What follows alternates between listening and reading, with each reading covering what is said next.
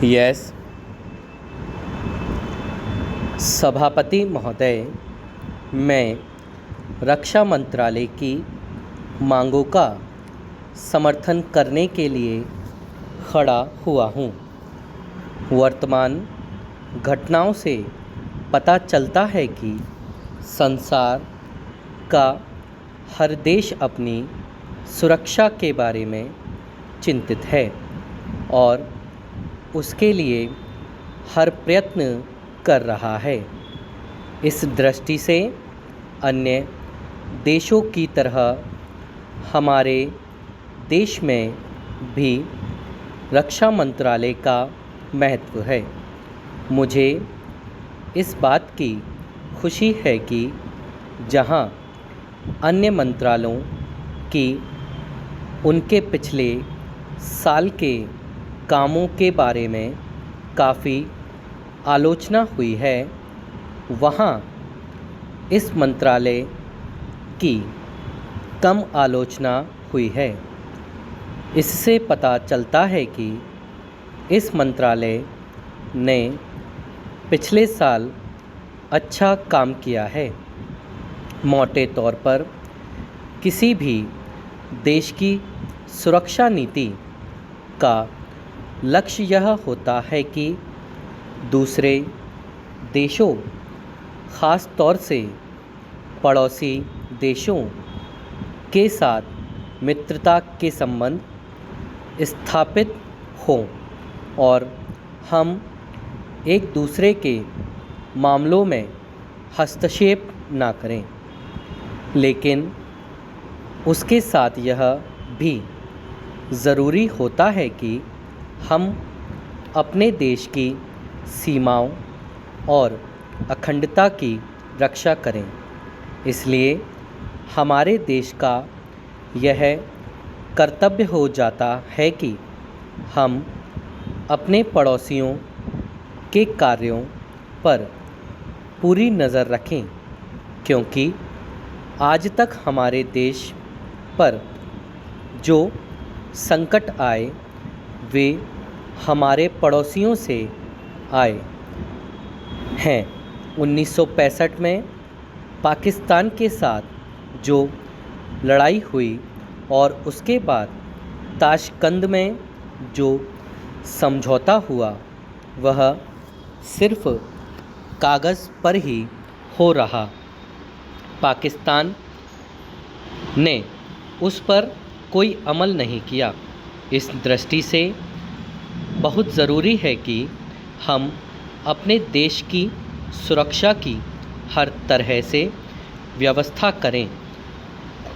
हमारा देश उद्देश्य दूसरों पर आक्रमण करना नहीं है, लेकिन यदि हम पर कोई आक्रमण करे तो हम में इतनी शक्ति अवश्य होनी चाहिए कि हम उसका डटकर सामना कर सकें। Stop para. आप जानते हैं कि पिछले दिनों पाकिस्तान को अमेरिका और चीन से काफ़ी मदद मिली है। रक्षा मंत्रालय की रिपोर्ट में भी कहा गया है कि पिछले साल अमेरिका ने पाकिस्तान को 1500 करोड़ रुपए की फ़ौजी सहायता दी है। आज जहां हम फ़ौजी सामान के लिए अपने कारखानों की मदद से अपनी शक्ति बढ़ाने का प्रयत्न कर रहे हैं, वहां पाकिस्तान संसार के देशों से फ़ौजी सामान खरीद रहा है। अपनी नीति के कारण वह सब देशों से लाभ उठा रहा है। मेरा सुझाव है कि हमको भी अपनी शक्ति बढ़ाने के लिए संसार के अन्य देशों से अधिक फ़ौजी सामान खरीदना चाहिए। आज तिब्बत की सीमा पर चीन की 1.5 लाख फ़ौज खड़ी है। Stop para. सभापति महोदय, प्रतिदिन छोटी मोटी झड़पें होती रहती हैं। हमारी फौजें बड़े उत्साह से उनके मुकाबले में खड़ी हैं। उनके हौसले बहुत ऊंचे हैं, लेकिन हमारी सरकार का भी यह कर्तव्य है कि उनके हौसले को कभी गिरने ना दें। उन्हें हर तरह की सुविधा प्रदान की जाए, जिससे उनका आत्मविश्वास बढ़े।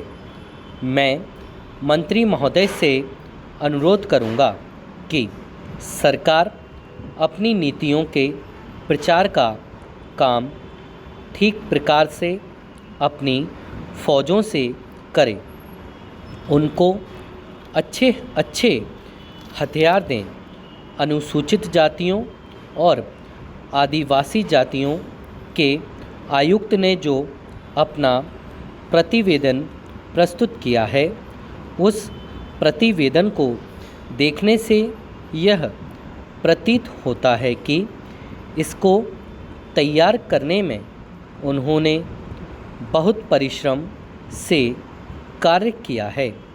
इसके लिए मैं उनको और उनके सहयोगियों को धन्यवाद देता हूँ, परंतु साथ ही साथ इस प्रतिवेदन के संबंध में कुछ आवश्यक निवेदन भी करना चाहता हूँ। पहली बात तो यह है कि इस प्रतिवेदन को देखने से ऐसा प्रतीत होता है कि इन कार्यों के लिए जिस धन का उपयोग होता है वह 3 साधनों से उपलब्ध होता है। केंद्र सरकार द्वारा, राज्य सरकारों द्वारा और कुछ गैर सरकारी संस्थाओं द्वारा। प्रतिवेदन के अनुसार जितना धन इन कार्यों पर व्यय करने के लिए दिया जाता है, उतना धन पूरी तरह से व्यय नहीं हो पाता। मैं यह नहीं कह सकता कि आवश्यकता से अधिक धन दिया जाता है या कार्यकर्ताओं को वह धन प्राप्त ही नहीं होता, जिसके कारण से वह बिना खर्च हुए बच जाता है।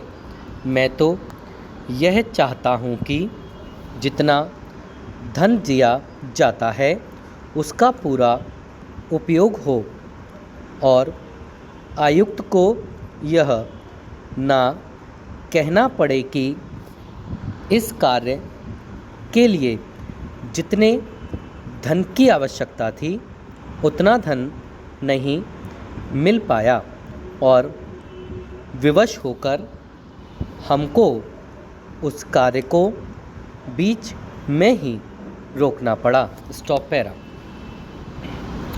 जहाँ तक राज्य सरकारों का संबंध है, बहुत सी राज्य सरकारें अभी तक इस कार्य में असावधानी से काम ले रही हैं और इस कार्य को उपेक्षा की दृष्टि से देखती हैं।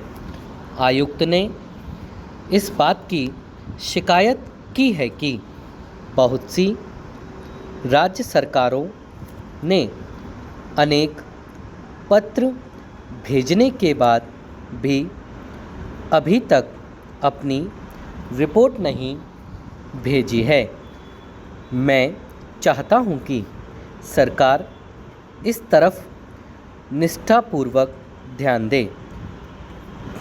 राज्य सरकारों पर दबाव डाला जाए कि वे इस दायित्व के प्रति सचेत हों।